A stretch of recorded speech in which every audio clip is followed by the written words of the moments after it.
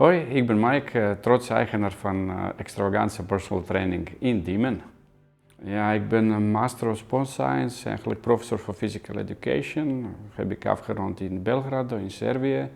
In Nederland heb ik afgerond Master in Club Fitness Management. En ja, nu ben ik aan leren hoe kan ik mijn bedrijf op benen zetten. Dus dit is ook super interessant. You are never too grown up to learn.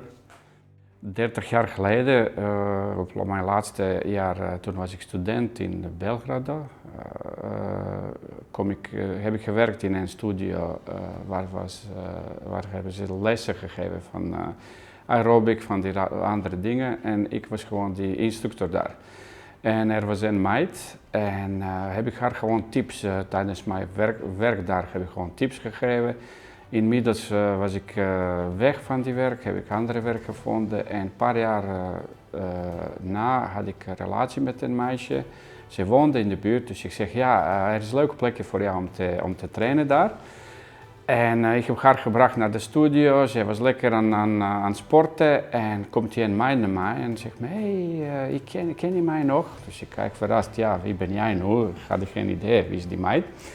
En ze zegt, ja, 3 jaar geleden je hebt hier gewerkt en je hebt mij non-stop tips gegeven. En dan begint hij echt lampje, wauw, dat kan niet. Ik zeg, ja, dat ben echt ik. Alleen op basis van jouw tips heb ik 41 kilo afgevallen. Dan dacht ik, oh, toen was de lamp gewoon, wauw, dit is niet normaal.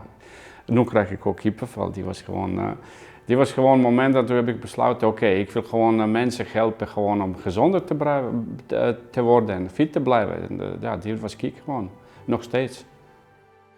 In mijn vrije tijd, ja, mensen vragen zich vaak, train je zelf? Ja, ik heb echt een beetje moeite met motivatie om te trainen. Als je geeft die aantal lessen per dag, per week, per maand, per jaar, dus dit is wel een beetje zat. Ik doe zelf in vrije tijd, spring ik heel graag uit de vliegtuigen en duik ik heel graag in de grotten.